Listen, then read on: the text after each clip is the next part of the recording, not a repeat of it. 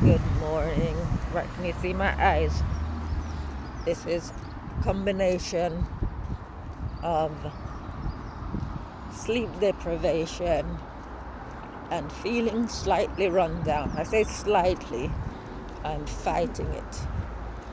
And the feeling of being run down is entirely to do with the lack of sleep. So the one has a knock-on effect.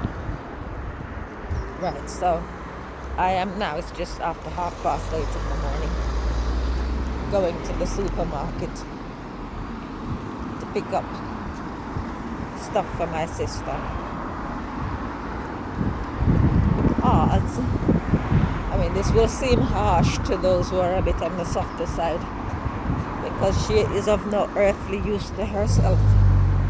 So, irrespective of how much sleep or how little sleep I've had or how I'm feeling, I still need to attend to her 7 days a week. So, this is a very short video, and so basically what I'm saying is, in hindsight, it's all good and well to think about your health, but we do it in advance. Don't wait until sickness comes upon us. You live so that you can look after yourself, and I know there are people who will say, but we never know what's around the corner. But that's people who think on that basic level. You may not know what's around the corner, you may not be able to tell them, but you can do your best. Right, so I'm not going to do any exercise this morning. I normally take the stairs. I will leave that because at first I need to self-medicate, and not just self-medicate, but I need to conserve all the energy that I've got to do my work, which is, I'm on a deadline and I'm behind. So I know no matter how I feel, I'm going to be working partially at least through the night.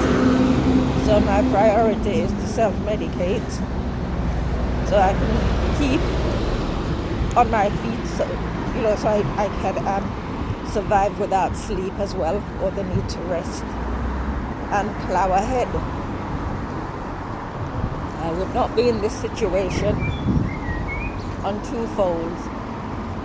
One, I could easily put my sister in a care home and make life very easy for myself. Two, had my sister had a plan for herself, because in the past I've given her health advice. Health advice included not to go back to work. The 6 weeks that I was there, I advised her during that time not to go back, and she agreed with me.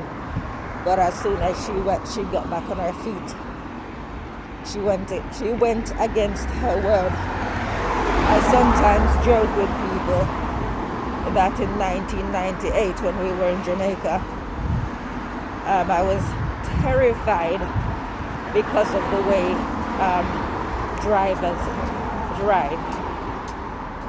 I won't say people, because we don't all drive, but the way drivers drive out there.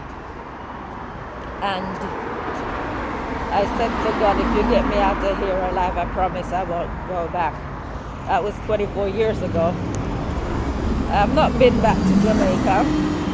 There are people who've tried to persuade me that I should come or that I should go. Oh, nothing's going to happen to you. But I'm like this. If I give my word, I stick to it. I'm not going to say, oh, well, maybe nothing's going to happen. That's what my sister did. She said she doesn't think she was going to get any worse. That's what she said when I found out that she was going back to work. But the only thing is, she did get worse, much worse, to the extent, as I said, look at my eyes, to the extent that it's having an impact on me. And as I said, the easiest thing to do would be to put her in a care home. But that for her would mean certain death, because we wouldn't be able to survive the environment. So we don't do that to people. But anyways, I'm gonna leave this here, but that's just a little bit of food for thought. What we do impact others. I saw, actually, let me just address that slightly.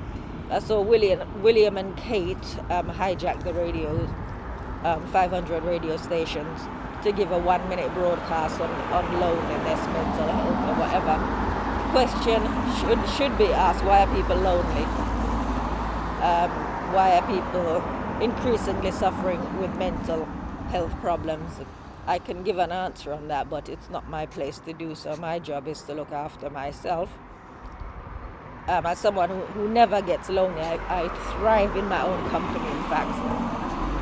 So I don't get lonely. Others might argue that I have mental health problems, given that I don't share their philosophies on life and I don't have the same existence. But that's neither here nor there. But it's interesting that rather than, ask the question why people are lonely, they are encouraging, I suppose, people like me to ring up a lonely person, when all that will happen is they're going to suck your energy dry. That's why I haven't been avoiding the gym. Right, so I know what it's like when people don't have their own supply. They drain yours. So that's by going and getting involved with people who cannot sustain themselves in their own company. That is what you're being invited to do, to go and have people draw from your energy supply. Do that at your peril. Alright, see you later, bye.